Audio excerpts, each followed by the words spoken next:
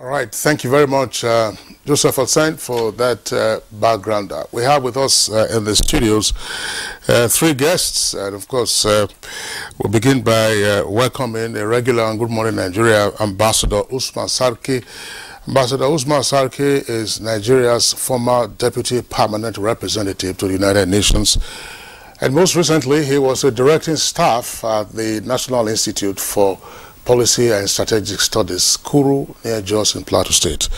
Ambassador Sarki, we're glad to have you on Good Morning Nigeria. Thank you, and good morning. Okay. Thank you. And also here with us in the studios is Ambassador Abdel Fattah Musa. He's ECOWAS Commissioner in charge of Political Affairs, Peace and Security. And of course, we had him join us when we had this conversation last week. He was in the UK.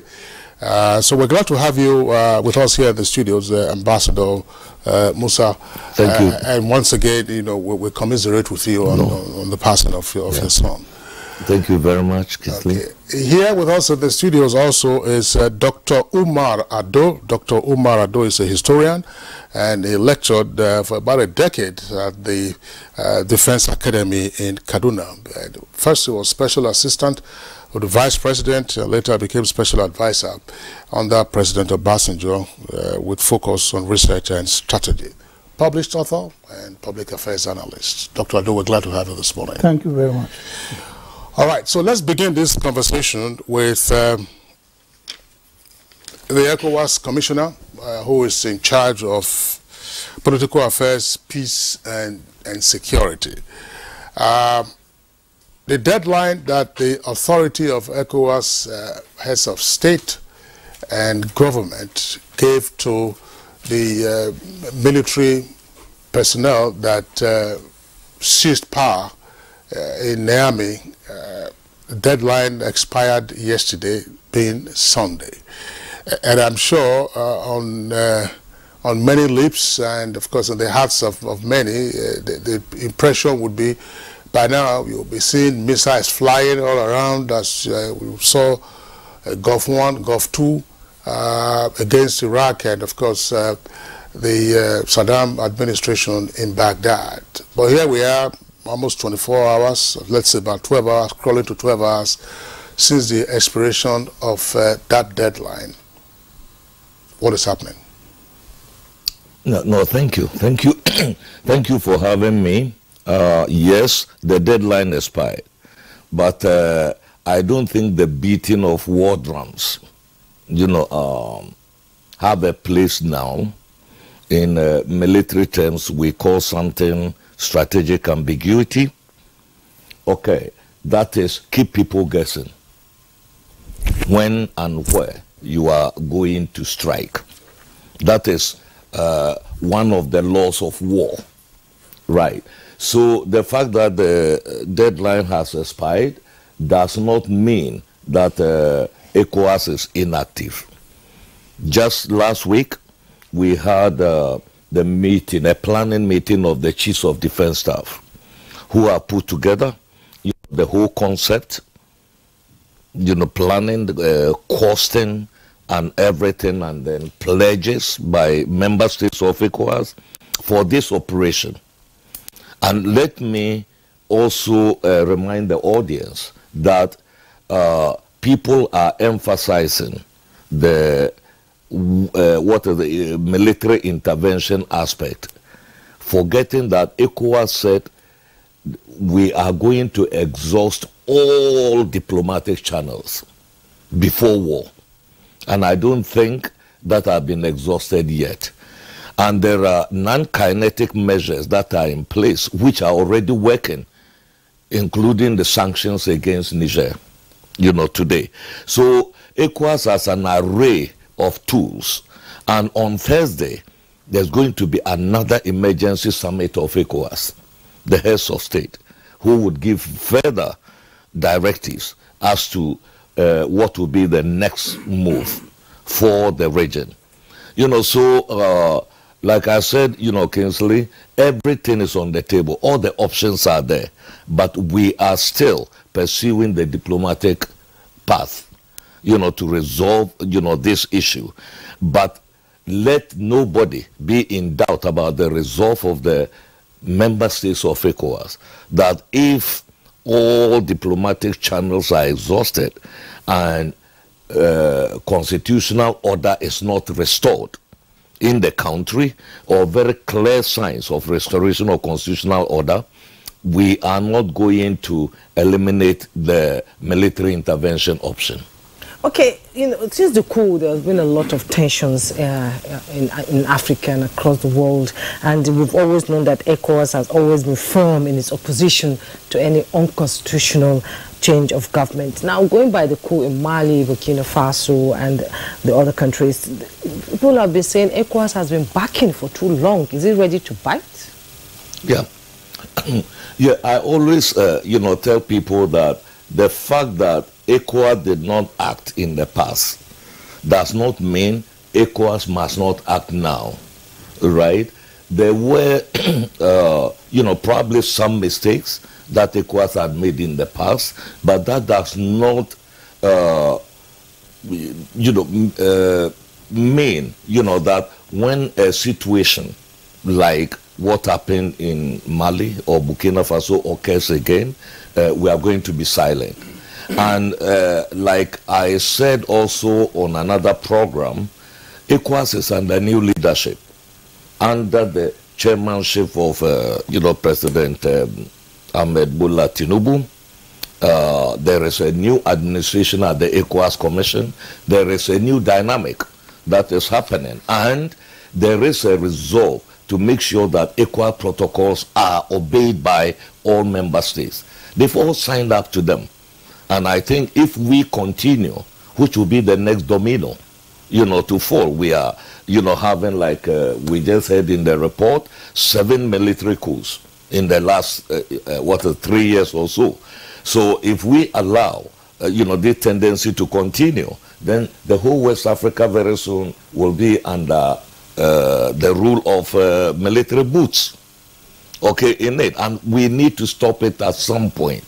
You see, so this is what is happening. And let me say it once more, that there is a very steely determination, you know, to make sure that the coup in Niger is reversed and constitutional order is restored. That resolve is there. And if the heads of state are meeting within, you know, roughly a week, twice, on the Niger issue, it tells you about the seriousness with which the heads of state view this matter. You know, so the military chiefs are there. The member states have pledged, you know, already troops and equipment, you know, for this force. And they are coming to this summit to concretize those pledges. So we just want the junta, you know, in Niger, know that, look, that military option is never off the table. But we are going to exhaust all diplomatic means, first and foremost, before, you know, we move on. And I want to correct one error, you know, because I've been, you know, sort of reviewing a lot of the media interventions in Nigeria. And if you are, you know, in Nigeria here, or even outside, you have the impression that this is going to be a war between Nigeria and Niger. It's not. If it comes to that, it is going to be ECOWAS and Niger. It just happens that Nigeria is the current chair of ECOWAS. If it had been any other member state, I don't think that, you know, that kind of media attention, media attention would have been there. So I just want to correct that impression. I know why the issue is so sensitive in Nigeria. Nigeria borders Niger. You know, so the proximity, you know, of Niger to Nigeria adds impetus to this debate that is ongoing. But I just want to assure our fellow Nigerian citizens that this is an enterprise by ECOWAS. All right. Thank you very much, Ambassador Musa. We'll come to you presently in the conversation. Ambassador Usman Sarki, some would say that pretty challenging diplomatic engagements at this time. In your opinion, how challenging is this? Thank you very much, and I'm very happy to be on your program this morning. And Jumai, good morning, my sister. Yes, it is a challenging prospect facing our president, facing our government, facing our country and our region. Because of that, we have to tread very, very carefully, take all issues into consideration.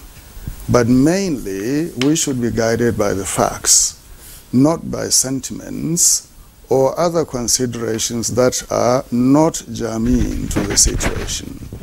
The fact of the matter is that a coup had taken place in an independent country, a member of ECOWAS, and that coup contravened the constitution of Niger, the 2010 constitution amended in 2017, provisions, the preamble, chapter 1, 2, 3, 4, and article 45 and so forth of the Niger constitution absolutely prohibited forceful takeover of government, undemocratic change of government. And also that coup contravened the provision of the ECOWAS protocol on governance and democracy. And also it contravened the provisions of the Constitutive Act of the African Union, particularly the provisions on good governance, on democracy, on the protection of civil society, and so forth. It also contravened the provisions of the African peer review mechanism. And globally, it contravened the sentiments of the world against forceful unconstitutional change of government. Now the problem here is that a lot of factors have infused themselves into the issue, such as the consideration of the relationship between Nigeria and Niger. And those sentiments and concerns are legitimate to be expressed by people, by communities, by civil society, by organizations, by religious leaders, because that forms the galvanization of public opinion in the making of foreign policy. But they do not detract from the fact that something had taken place in Niger that triggered the action and reaction of ECOWAS and Nigeria. So I think I will advise that we should look at the facts. And in I did a memorandum for the government, which I submitted to the Minister of Foreign Affairs in my own personal capacity. I pointed out 12 facts that are immutable, that could not be contested around the issue of takeover of the government of Niger by the military. And those facts should guide policy and the way we structure our responses and calibrate the actions to be taken by ECOWAS. So what I will say in answer to what you have, the question you raised, is that it is a challenging issue, but we must look at it holistically within the context of the law, within the context of the facts facing us, and then we should also, if I were to advise our president, that to listen to the larger voice of the civil society out there, all across the country, that seems emphatically to ask and demand for peaceful resolution of the situation and not to resort to military action. But military action, like Ambassador Musa said, is an option reserved by ECOWAS as a last resort in order to rectify an illegal action that had taken place, perpetrated by a section of the military of Niger. So we should not, ab initio, place impediments in the path of our government and the governments of ECOWAS and the ECOWAS Commission in its undertaking and deliberation to correct a situation that had taken place in Niger against the will of the people of that country and against the constitution of the country and against regional ordinances and continental constitutive act. So we have to look at this broadly, dispassionately, without sentiments. Now, a lot of people are saying about the commonality between us. If you attack Nigeria, you are attacking northern Nigeria, or if you go into Niger militarily, you are irrevocably damaging our relationship and things like that. One can understand that sentiment because Nigeria and Niger are virtually the one country. Historically, we were the same, under two principalities, under two administrations. In the eastern part, Niger and Nigeria under the Borno Empire. So the entire range of the eastern area of Niger, from Difa up to Bilma and Jabo on the border of Libya, they were under Borno control. So predominantly the Kanambu, Manga, Kanuri, Shua, Arab, Tubo, these are the populations with some Tuareg and others. In the western part, that region fell under the Sokoto Caliphate. But these regions were excised by the British and the French when they came into the Anglo-French agreement, first of 1898, where the delimitation of borders took place right from the Senegambia up to Lake Chad. And the British and the French conceded territories. They exchanged them. So in our own case, most of our territories under Sokoto and Borno was ceded to the French in order to settle differences between England and France in other parts of the world, like in Egypt and so forth. The second treaty was the 1904 Convention, Anglo-French Convention, or the Convention of Fisheries in Newfoundland. And that was popularly in history today, it became known as the Entente Cordiale.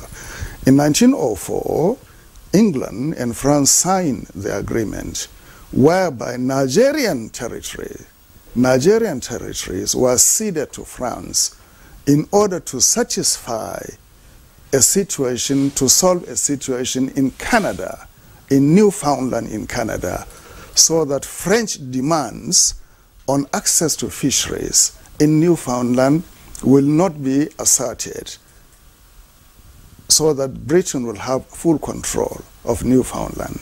So they gave our territories to the French. So these are things that Nigerians should know, that we here, Nigeria, and over there, Niger, were actually one entity, the same people, the same history, culture, religion, traditions, languages, and everything.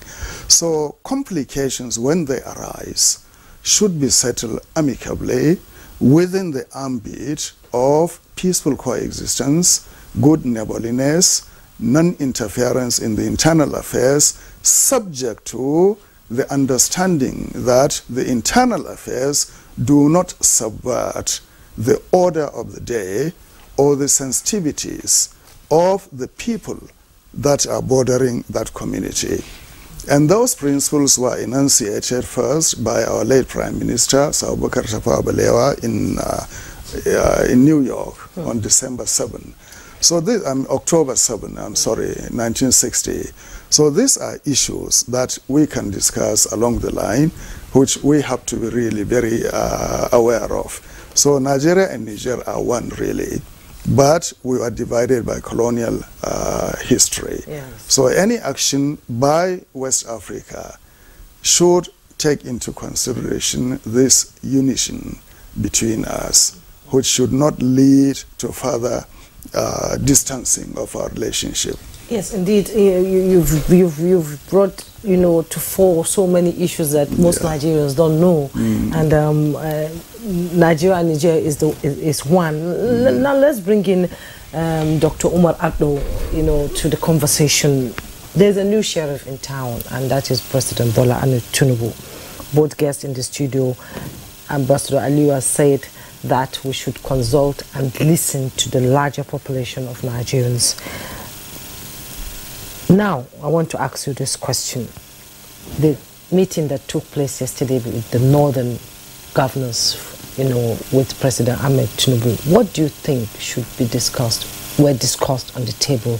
You know, an instance where if at the end of the day all dialogue fails and military action takes place, do you think they were talking about resolutions on how to evade? Okay, thank you very much. The central reason why Nigeria and ECOWAS are trying to invade, so to speak, as the last resort to rectify the problem in Niger is because it is seen that the Nigerian military had breached the provision of its constitution. Now, Ambassador has spoken a whole lot. The United Nations Charter is very clear. Non-aggression from member states. I think Article 3 of the United Nations is also very clear that there should be no interference in the internal affairs of another country. The Article 2.3, I think, of the African Union is also very clear that non-interference of the basic principle is non-interference in the affairs of internal affairs of another country. Now, this is basic in international relations. It is the foundation for peace. And it emphasizes one thing, that might is not right. And it also emphasizes equality of states. If, for example, a coup takes place, in Nigeria, just for example, hypothetically, it is highly unlikely for ECOWAS states to come together and say they will organize, as a last resort to invade Nigeria. Why? Because Nigeria is a mighty country. So it is therefore assumed that what is happening in Niger is because comparatively the Nigerian military, 13,000, against Nigerian military of 200 and something thousand, then the armaments and so on. So it's because Niger is small, Niger is weak, it's a poor country, therefore there can be a threat and in fact actual, carrying out of this threat of military intervention. Now, the moment we trample upon this basic principle of non-interference in the internal affairs of another country, which is central in maintaining international law and order and peace, then we will go into problems. We have seen that in Iraq. The United States organized its own, what they call coalition of the willing, and then invaded Iraq in order to remove a dictator and then put in democracy. There's democracy in Iraq today, then in Syria, then in Afghanistan, then Guatemala, and so many countries in this world. So might cannot be right. You cannot use an unconstitutional means in order to rectify an unconstitutional act. So, and in the country today, Ambassador has said it, your Ambassador has said it, the sentiment is against military intervention, whatever it is. So, and the envoy of the president, that is the General Abdul Salam team that went there, I think they came back with something very concrete. When the coup took place, from what I got, when they went to meet with they met with the third military leader there. They did not meet with the president, the head of state now. They did not meet with the second person in power, but they met with the third person in power. And what the man and their group said is that, yes, a coup took place. They were not called upon by ECOWAS to say us what happened. They were not consulted in any way.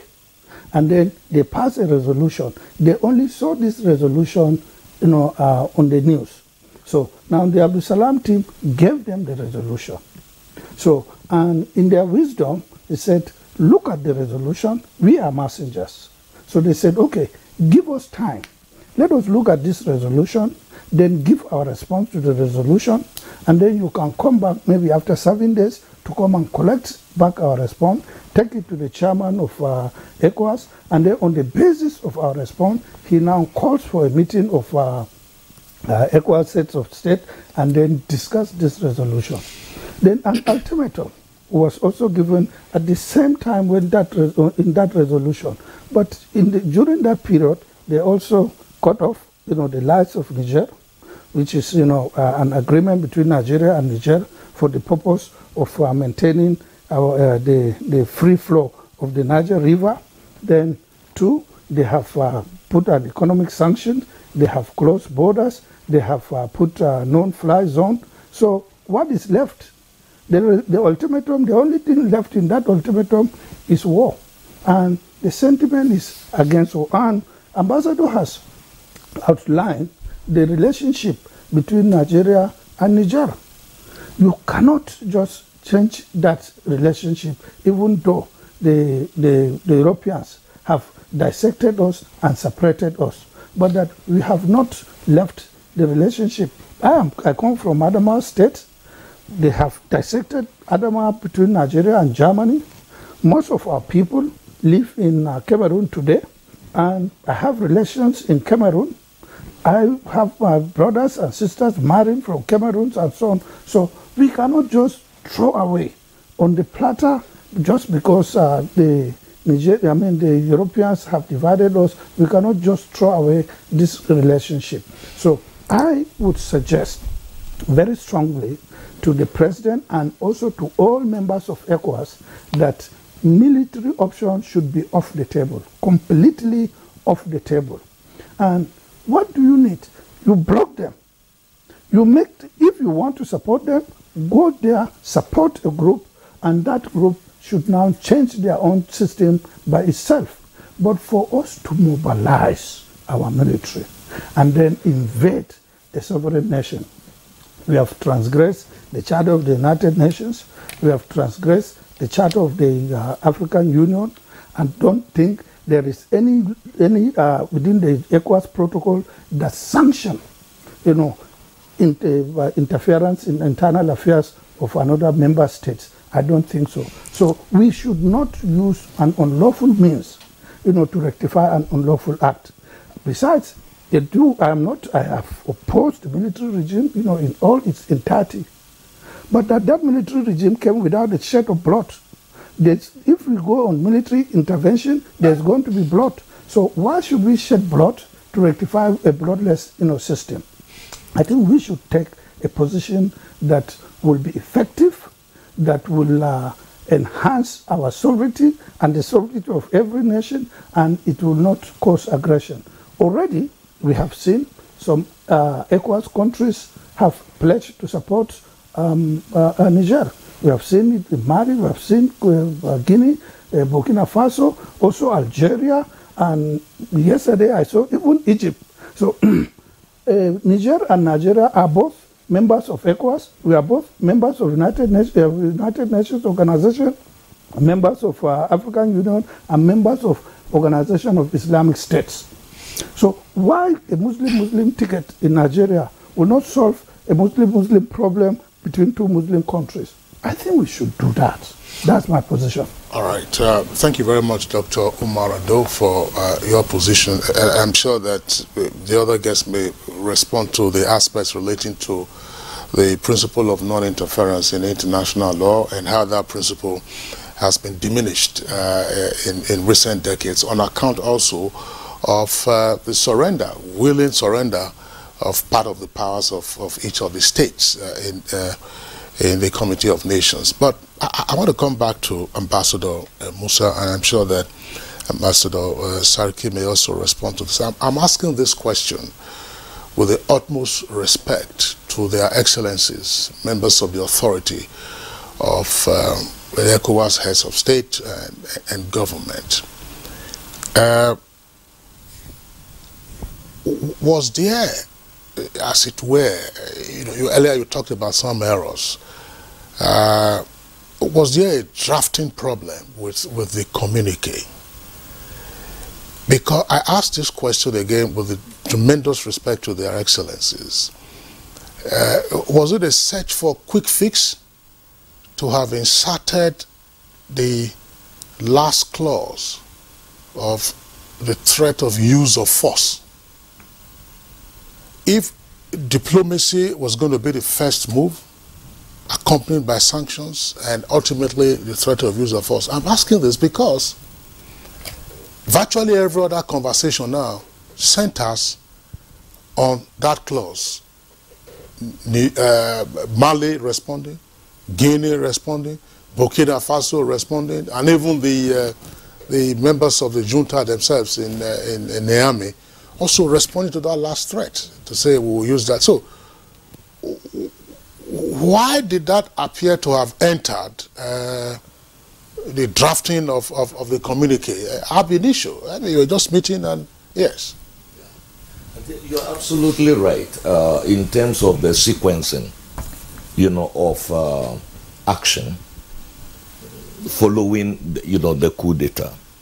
And there is a background to that, you know, because there was a contagion in the region for the past 3 years, right? And it goes against all the tenets of ECOWAS protocols and African Union protocols.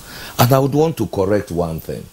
You know, I know there are a lot of sentiments here. If you take any two countries in Africa, the ethnic and religious relations are very clear. Any two countries or three countries neighboring each other, you know, because our borders are arbitrary, you know, and others. So it is not only Nigeria and Niger. Ghana and Cote d'Ivoire share a very large ethnic community together. Ghana and Togo, Liberia, Sierra Leone, Liberia and Cote d'Ivoire. Just mention any country. And then the whole ethnic dimensions in Niger, whether the Tuareg, would the Tuaregs, you know, straddle all the countries in Central Sahel, you know, for example. So, yeah, so that is one reality of Africa. Number two, I don't think the UN Charter and the African Union Constitutive Act and ECOWAS protocols should just be interpreted mechanically. In fact, the Constitutive Act indicates that non-interference does not mean non-indifference. Okay, so that is what the Constitutive Act is saying. And ECOWAS protocols also, in particularly the mechanism on conflict prevention, management, resolution, peacekeeping, and security, you know, says that any threat in any country, any developments in a country that threatens the security of the region has the responsibility to act. All the countries of ECOWAS have signed up to the supplementary protocol on democracy and good governance, which declares zero tolerance for power obtained or maintained by unconstitutional means. So to every issue of non-interference, there are counter-arguments. And once you sign up to regional protocols, statutes, you cede part of your sovereignty. That is what it means in international law, particularly in peace and security terms. So this is where Niger finds itself today with respect to what ECOWAS and its protocols. Probably from hindsight, right, we would have given all, you know, peaceful means the opportunity to function before, like you said, you know, Kingsley, before going to the military action. But ECOWAS will never remove the military option. In fact, if ECOWAS, led by Nigeria in the first place, had not intervened in the 1990s in Liberia and Sierra Leone, the whole of West Africa would have been engulfed in war. That is a reality. In 2016, there was an attempted, maintenance of power by President Yahya Jammeh in the Gambia. We deployed a preventive force in that country, and they were ready to use force, you know, in that country. I agree, you know, with the fact that, of course, you are not going to, even if the UN does something wrong, you are not going to just attack the United States because of its might and then all that. You know, but in this case, we are talking about principles, right? would have maybe sequentially gone from the lowest denominator to the highest. Yeah, but we have put everything on the table.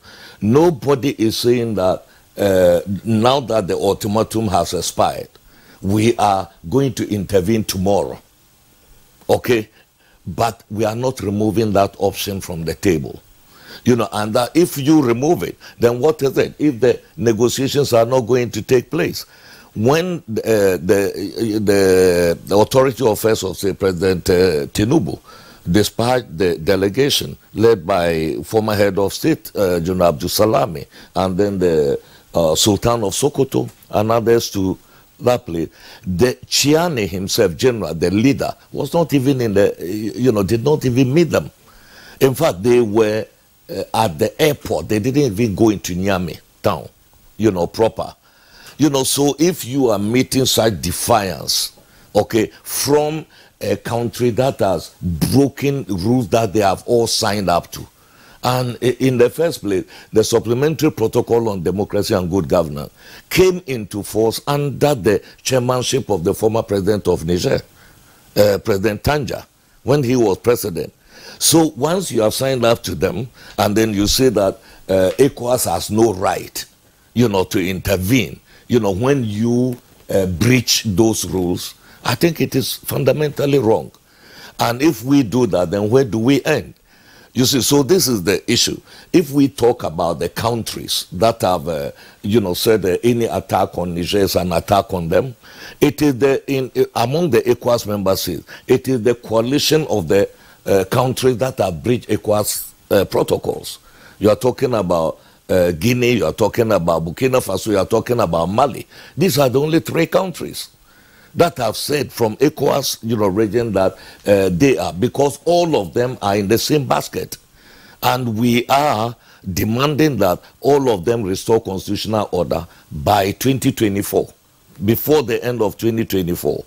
You know, so of course they see Niger as an example. If we are not able to enforce the will of the region on Niger, then it means they have got also green light to continue with military rule.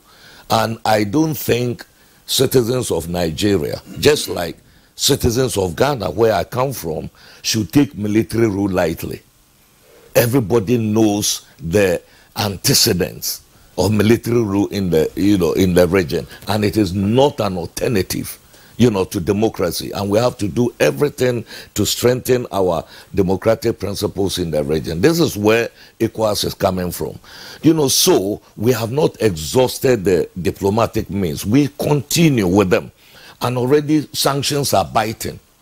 You know, in the country, it is very obvious from our own monitoring, you know, that there is a lot of pressure on the authorities there. We hope that this situation will be resolved, and there will be an agreement to restore constitutional order without, you know, the use of force in the country. This is what, you know, we are, you know, saying. So, yeah, so the array of tools that we have put on the table, we are still following them sequentially, you know, because we said the use of force is the very last resort.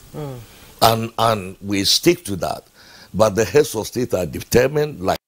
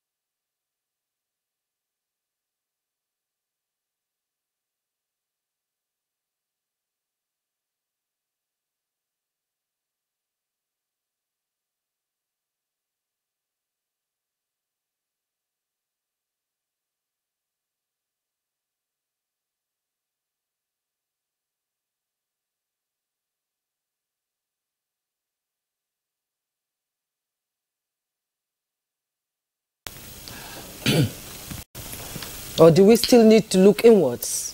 no, I think, look, ECOMOG you know, existing, this situation could still have happened. This, you know, this is what I would tell you, because, you know, the fact that you have a force against, you know, what is it, all these unconstitutional changes or government or, in fact, instability, does not mean that there will not be instability. And, you know, and today, you know, if you take our region, it is really very interesting. You know, I just want to give you, you know, an example just to contextualize what we are discussing, right? Take Burkina Faso as a country. Before President Kabore was removed from office, right? About 30 to 35% of the territory was outside state control under the jihadists. The number of internally displaced was about 700,000. And Kabore was removed. And the excuse by the military was that they were not handling the security situation. And that is why they removed the civilian government. And since then, we've had 2 military regimes in Burkina Faso. What's the situation today? 70% of Burkina Faso is outside state control. The number of IDPs, internally displaced in Burkina Faso, is 2 million from 700,000. So what justification can the military give for taking over power? When in the first place, the first responsibility of the military is to fight the jihadists, to fight terrorists. So is there a reason why the military would take power, accusing the civilians that they are allowing insecurity to cascade in the region, and you come and insecurity becomes even worse? And then we sit down, we are watching. Today, from Burkina Faso, Benin is being targeted. Togo is being targeted. Cote d'Ivoire is being targeted by jihadists. And the source is where? Burkina Faso. So the region should just sit down and fold its arms while jihadists take over a whole country. You know, for example. I mean, that is it. And it is the same, you know, issue with the Mali, you know, in terms of insecurity and the coup. And today in Niger, they are still talking about the same. And Niger was actually about the best among the Central Sahelian countries, alongside Chad, which were able to contain the jihadist onslaught. And then you remove the government and you want the region to sit down and watch you and say that we should not interfere in the internal affairs. That's a regional issue. Ambassador Musa, thank you very much. I hope I remember to pop a question to you on jihadists and the response of the domestic military authority, to those threats. Ambassador Usman Sarki, still the same question. Earlier on, you responded to how challenging the situation is on the diplomatic front, and now, so that again, I say this with tremendous respect to the authority of heads of state and government, so that there are no further missteps. That drafting issue I talked about, because that seems to have grabbed the headlines, and that's what everyone is talking about. I mean, if we were to decompose or aggregate our responses to the questions we have asked, you find that everything is almost dovetailing into that threat to use force. So how do we avoid this kind of drafting problems and advise their excellencies on the Musa said?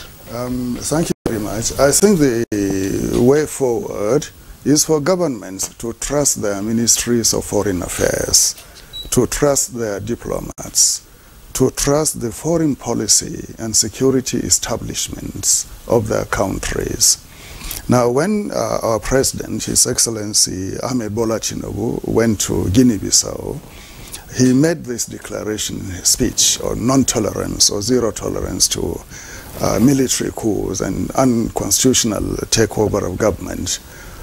If he had on his team some experienced diplomats, they would have advised him that that statement should actually emanate from the ECOWAS side, to be endorsed by the heads of state in response to the tabling of that proposition. In that way, it becomes a collective affair adopted by everybody. Now everybody is hinging the argument on that statement made by our president.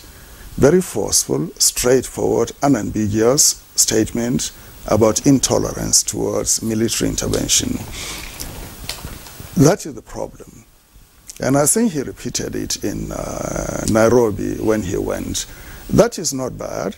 It is a position as a democrat that he would like to convey to the world, and particularly to the region, that it cannot be business as usual. Impunity should not be condoned. Transgression against the constitution of your country should not be approved, should not be applauded, should not be rewarded. That said, what we will do is for our governments, not only Nigeria, but ECOWAS governments, to always resort to international law experts, diplomats, military and security experts, to advise them on the appropriate wordings of resolutions.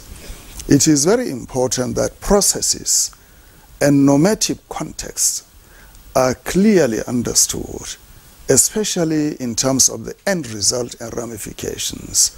So the August 4 resolution of ECOWAS is not bad in itself, but the perception that has been created around it by civil society, by academics, activists, and people of general concern is that it triggers automatically military intervention in Niger. That may not be the case. In international law, there are processes that you need to follow to activate military intervention in another country. Like Dr. rightly pointed out, Article 2 of the United Nations, particularly Section 4 of that article, demanded member states of the United Nations to refrain from interference in the affairs of other countries, particularly through the use of force.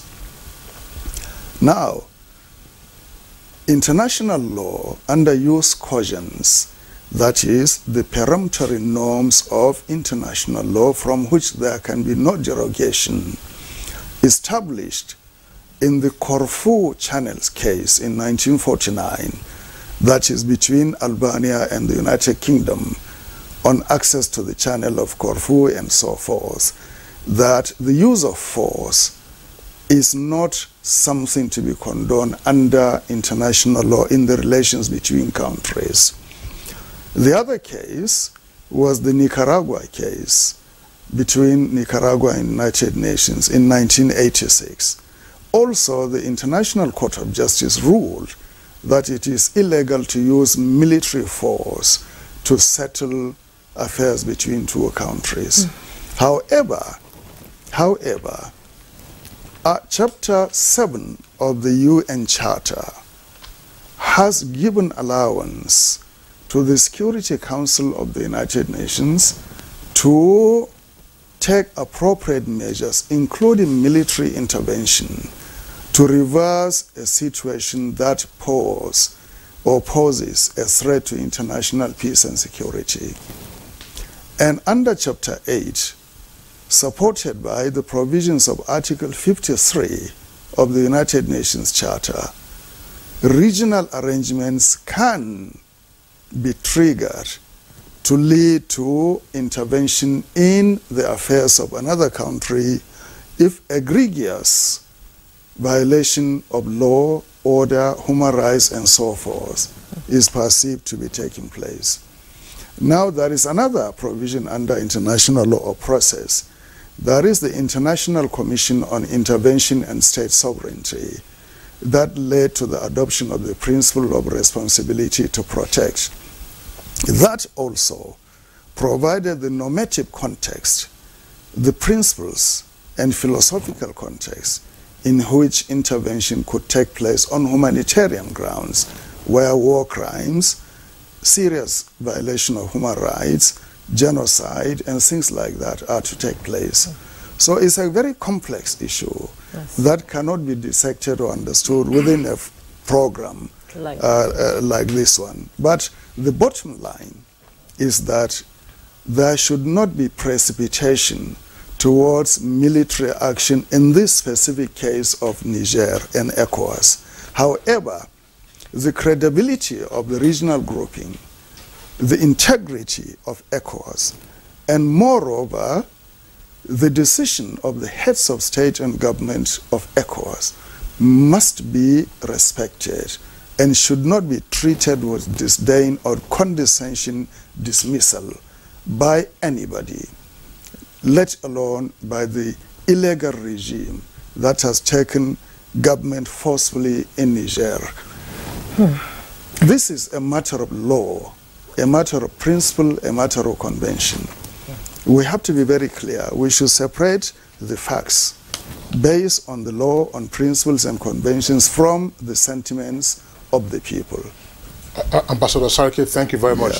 Dr. Ado, we're going to get the last comment from you, but very briefly, because we have a second topic. Ambassador Musa referenced a number of comments, and then he has sought to also correct them. It cannot be said and shouldn't be said that the authority of ECOWAS, heads of state and government, that the authority is now seeking to save its face.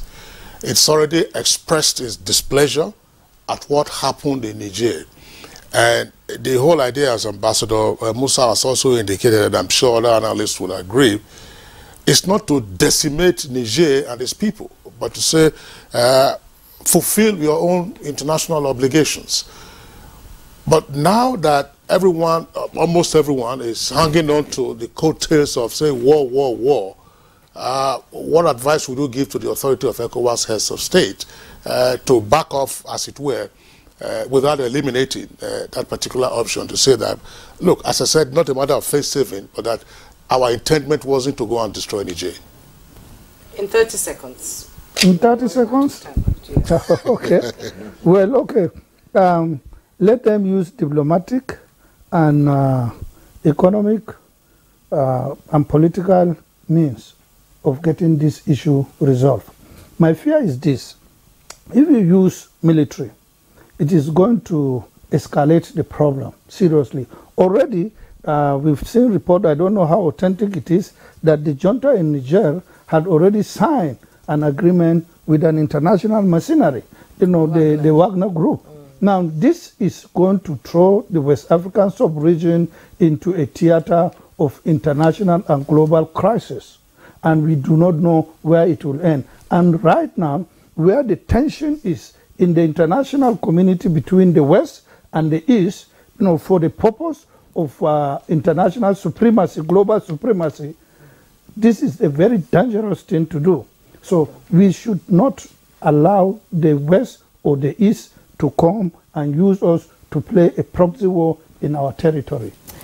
Okay, thank you so much, Dr. Umar Addo, a PhD degree in history, lecturer at the NTA Kaduna for 10 years, was special assistant to the Vice President and special advisor to President Obasanjo on research and strategy. He's an author and a public affairs analyst. Thank you so much for coming on Good Morning Nigeria. Thank you.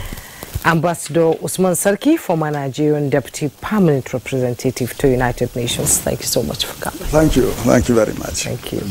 And Ambassador Abdul Fattah Musa, ECOWAS Commissioner, Political Affairs, Peace and Security. It's good to have you in the studio this time around. Yeah. Thank you so much. Thank you. Thank you so much. So we'll take a break now. When we return, our second conversation will begin. Don't go away.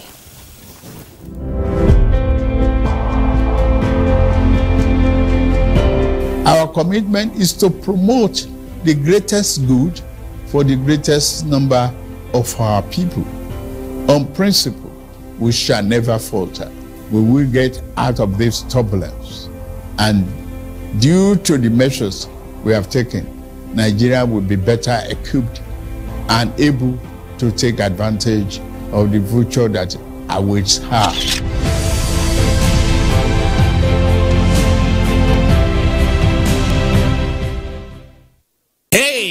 Welcome to the Star Times 35th anniversary celebration.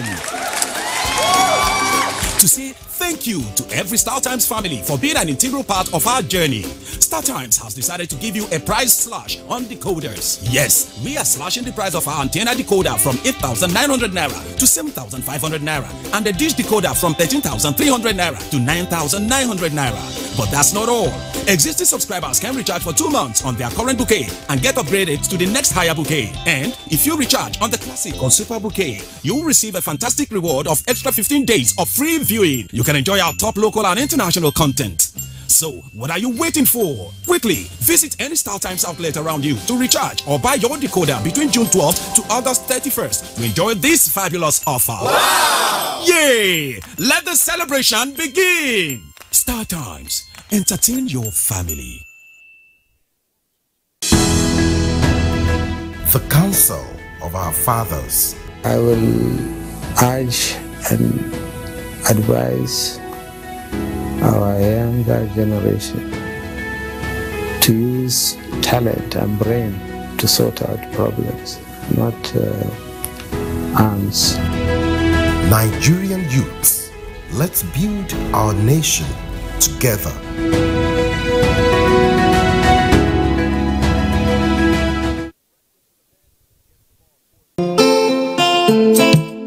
We must all join hands to work hard so that we build a country for our grandchildren. My hope is that we develop as a nation where every citizen is given his due right. There is transparency, honesty, and integrity. Put the interests of this country first and foremost.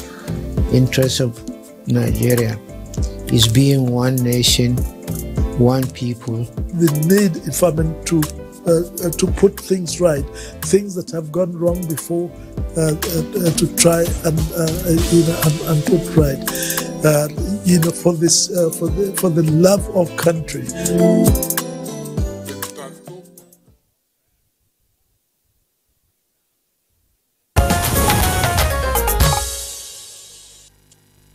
You're watching Good Morning Nigeria on the network service of the Nigerian Television Authority. Now we have our guests here with us in the studios for the second topic, and they are from the Council for the Regulation of Engineering in Nigeria, COREN, which of course has responsibility for regulating the education, training, and practice of engineering in all ramifications. Let's welcome three guests. First, Professor Sadiq Abubakar. Sadiq Zuberi Abubakar, he's president of COREN and chairman of council. We're glad to have you in the studios this morning. Good morning, viewers. Okay. Also here with us is Professor Adisa Ademola Bello, is the registrar of COREN. Professor Adisa, we're glad to have you this morning. Thank you. Good morning, Nigeria. Okay. And Engineer Olaolu Ogunduile, vice president of COREN and chairman of the organizing committee of the 31st COREN Engineering Assembly. We're glad to have you. Thank you for having me. Good morning, Nigeria. And they are all, I should also add, fellows of the Nigerian Society of Engineers. Yes, all of them. Do you mind? Yes. So, gentlemen, let me begin with Professor Sadiq Zuberi Abubakar. What brings COREN to our studio this morning? Thank you very much. We are here to formally usher in our annual events, the Engineering Assembly, as it has been said. We are commencing the 31st Engineering Assembly today, which is a 3-day event whereby engineers, technicians, technologists, craftsmen that are practicing in Nigeria and even in diaspora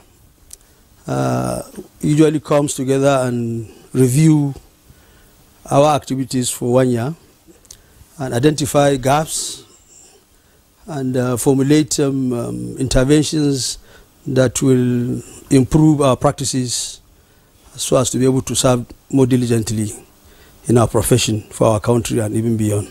So usually this is something that we call assembly that comprises of basically 3 key events.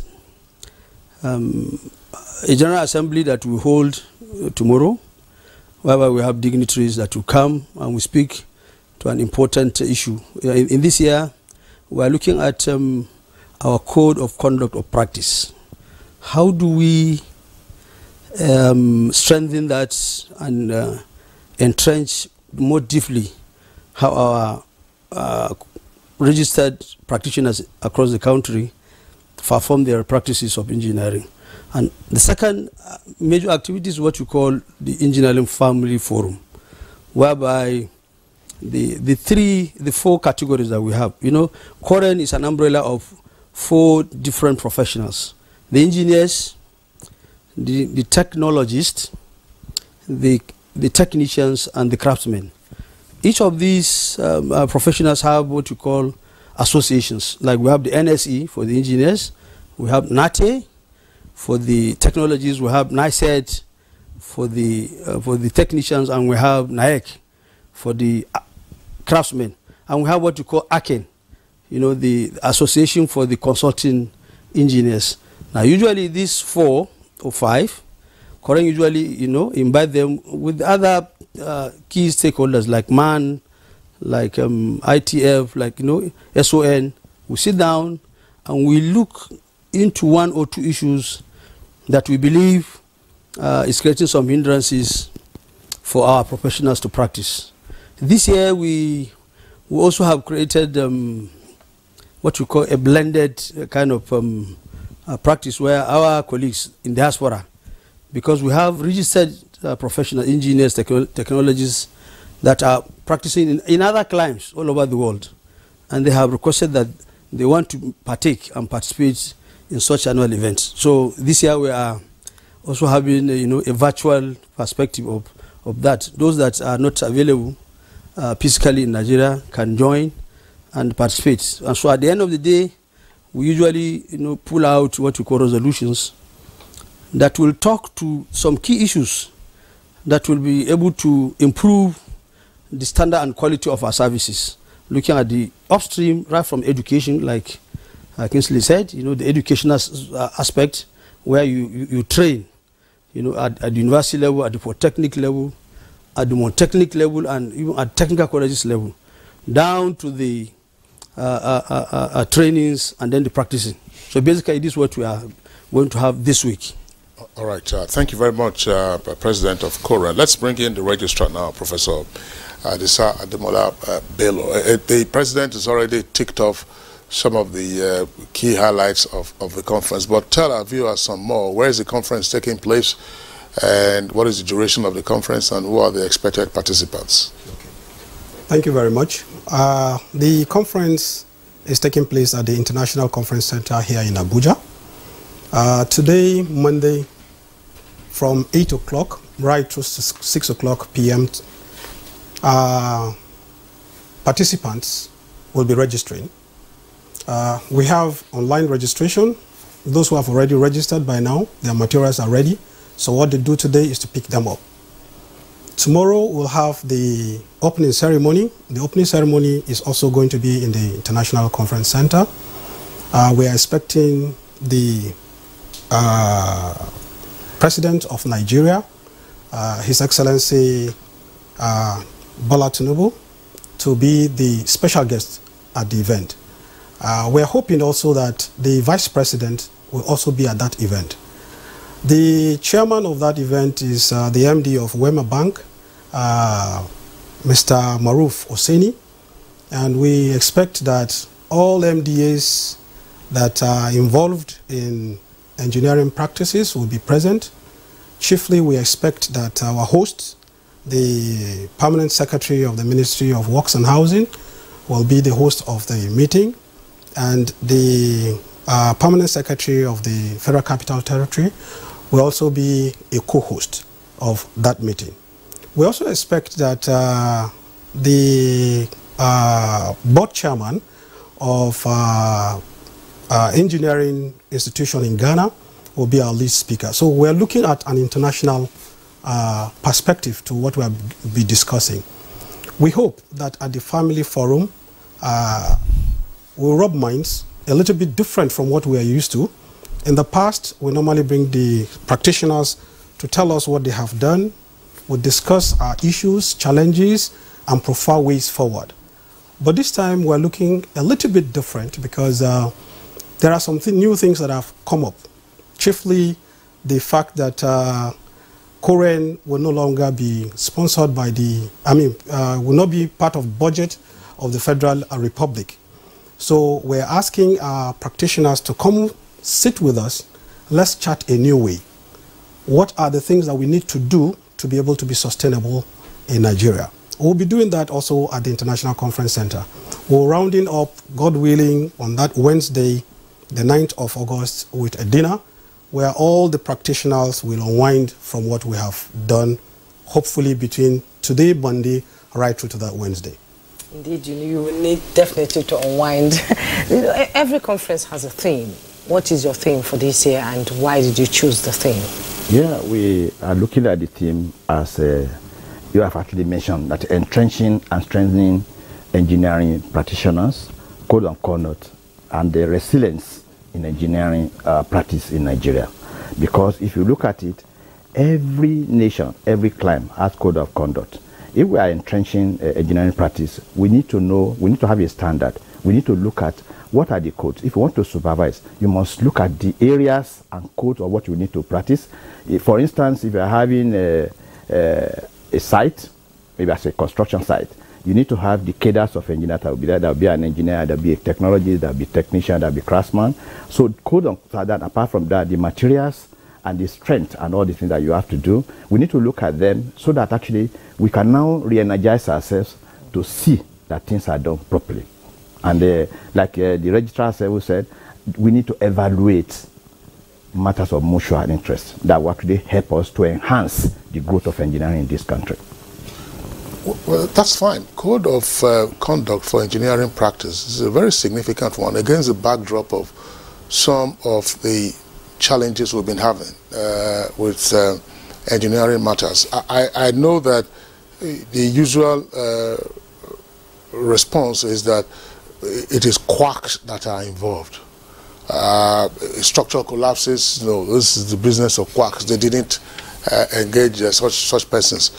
What will you be looking at in strengthening the regulation of engineering? I can't just, I'm not an engineer, for instance, so I would need an engineer to supervise my project. So what is it you're seeking to do instead of often running into a corner and say, no, those are quacks. Bridge collapses in Abuja, in Kano, in Port Harcourt, in Onitsha, everywhere, all over. And everybody keeps looking at saying, look, maybe just what are Nigerian engineers doing? President. Thank you. Thank you. The essence of usually what we call the code of conduct or practice is in every profession is what we call the documented or prepared developed benchmarks. You must have code and standards. And then from there, you stem out what we call the code of practice. And then you also follow with enforcement of compliance. And if there are breaches, you now apply the sanctions. Now, this is the value chain of every regulatory processes. Now, in our case, we have x-rayed this process and we have identified gaps. For instance, if the building, let me take the building industry, which you just said as an example. The nation is yet to have what we call the National Building Code. It was initiated, but it was not concluded. So when you want to talk about collapse of building, the first thing you must interrogate is, where are the code and standard in the building industry? When you have that, you may need to disaggregate that. It's a building, residential or industrial or whatever. These are different. This will demand for different building codes and standards. And then therefrom, like the Vice President mentioned, when you go to a building site, for instance, in Abuja here or anywhere, we are developing the procedures of when you are having a new building site, you need to give it a number. This is number so-so, in serial kind of numbering, so that you track how many buildings do you have, for instance, in Abuja. And then we have our protocols. There is what we call ERM. It's a team, engineering regulatory monitoring. In each state or in each place like Abuja, we have the ERM team. We want to review the procedure. How do they do the siting? How do they monitor the sites? Like you said, when you go to the site, there is what we call the checklist on personnel. Do we have the right personnel? Are they registered? Are they having the competencies? For instance, if you have a civil engineer, taking the responsibility of a structural engineer, to us, that is in what we call in-house quackery. If you have an electrical engineer that taking the responsibility of a mechanical engineer on a building site, it's in-house quackery. And there is the outright quackery whereby non-professional who is not qualified to be an engineer and who has not even registered as the practice is also carrying out these responsibilities. So there are many levels of quackeries. And so this year's assembly is trying to really look deeper into these our procedures such that we'll be able to now fill the gaps. Okay. In each discipline, in each, for example, this is industry sector. If you look at the oil and gas sector, the telecommunication sector, the mining sector, all those sectors, they are supposed to have similar treatment, code and standards, code of conduct, enforcement and compliance, and then sanction. This is the way. Juma, I just needed to point this out. We may not have time to get into it. I just checked now. The National Building Code was signed by former President Obasanjo, I understand, in 2006, 2007. So there's a National Building Code, just to correct that. Yes. But very quickly, I don't know, you want to pop a question. Let me throw this in, because you talked about the Engineering Family Forum you're going to have, which will be rounded off with a dinner. Do you intend, for instance, to discuss on the issue that has come up on Good Morning Nigeria, namely, when are we going to have increased Nigerian content, engineering content, in major engineering projects going on in the country, by having consortia? Consortia, instead of only one-man business, come here and be consultant, this one, the other one is on. Where will you have big Nigerian engineering firms to handle major projects, instead of us every time going outside to go and bring foreigners and then get our when you go to the sites, you see them, your construction site, building sites. The Dangote refinery. The Dangote refinery. 11,000 persons hired from India. 11,000, persons hired. Although those are technicians and technologists and so on and so forth. Yes. We're told that. So is this an issue you are going to discuss? We had good construction firms in Nigeria in the past. Oni and Sons, it was a good one in the western region. So what happened? That Nigerian engineers would, with the greatest respect, appear to be playing second fiddle. Thank you very much. These are issues that must be discussed. These are issues on the table that we are going to discuss. I feel very, very sad when I heard what happened at the Dangote refinery. And it shows that we are lacking somewhere. But the truth about it is not that we are actually lacking. We actually have these professionals that are on ground, but to some extent, they have not been identified. If we don't have professionals, I'm sure you must have heard it.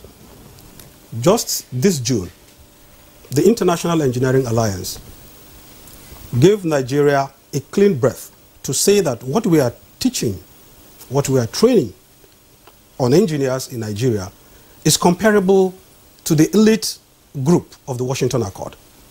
And we have been admitted so. The very second in the entire African continent. It's a plus for us. And that shows that we are actually doing it. But how can we identify these people that are actually practicing that don't come to the fore? One of them is the political will. You'll discover that if a project is given and Nigerian companies are actually bidding for those projects, they hardly get it. even with the executive order 5 that the president signed into law, we're still having, you know, a problem of implementation. So I think it is the political will. That is one. And one of the things that we're going to be discussing at this conference is to ensure that those gaps that we have identified, how do we fill them up? Because we're really concerned. And I can assure you it will be part of what we're going to be discussing at the Family Forum come Wednesday this week. Exactly. Before the dinner. Before the dinner. Of course, there's a lot of concerns. And he raised some issues, you know, a mechanical engineer going in to work for an electrical engineer. And we've had issues of building collapse. A lot of people have died from these issues. What sanctions are there for engineers who step out of their speciality into another person's specialty, which is what causes, particularly some of your members who are working in development control offices. In development control, they are supposed to supervise this things and be sure it's not a matter of just going there to place an X in red ink. If a building collapses, where were the engineers in development control that probably looked the other way while the construction was going on? Yes. So what are the sanctions, and is there any way that maybe license will be suspended or anything? How do you penalize them? Engineer Agudule. Yes. Thank you very much for that question. I think recently there was actually a meeting in Lagos which I attended, and first and foremost, Nigeria need to be educated. They're engineers, they're technologists, they're technicians, and also they're craftsmen. Where I discussed at that meeting that first and foremost, there are people that call themselves engineers, and they are not having their name in current register. We have they give us the names, we check, some of them are not there. The clients and those people, the people that are developing, they need to check with current who is this person before you give your job to them. So when you, first of all, because current has a name, has also a number, registered number for each cadre of engineers. And when current checked, and current is able to identify that these people, they are authentic engineers, and they are registered with current, that time you'll be able to say, okay, I want to penalize. But when you have the cadres, we checked all the 7-story building that happened in Lagos recently. We couldn't even find more than maybe one of them. Then, but of course, current as an establishment, we have disciplinary action that we take. We need to investigate to ensure, first and foremost, the guy is registered, and then we need to actually check what he has done. And then, if actually is found wanting, obviously it will be disciplined. License will be suspended, and that discipline action has to be meted on that particular individual. Okay, gentlemen, thank you so much for your time. We have to round up. Time is not on our side. Thank you so much for your input into the conversation. Let me begin. Engineer Olaolu Ogunduyele is the president of Current and chairman, vice president and chairman organizing committee of the 31st Current Engineering Assembly. Thank you so much for coming. Professor Ajisa Ademola Bello, registrar of Current. Appreciate your input. Professor Sadiq Zubair Abubakar, president of Current. Thank you so much for coming. We wish you all the best at the conference. Thank you very much. Thank you. And that's Good Morning Nigeria for today. Thanks so much for watching. I am Jummai Yusuf. Join us again tomorrow, same time, 7 o'clock in the morning. Until then, look after yourselves. I'm Kingsley Osadolo.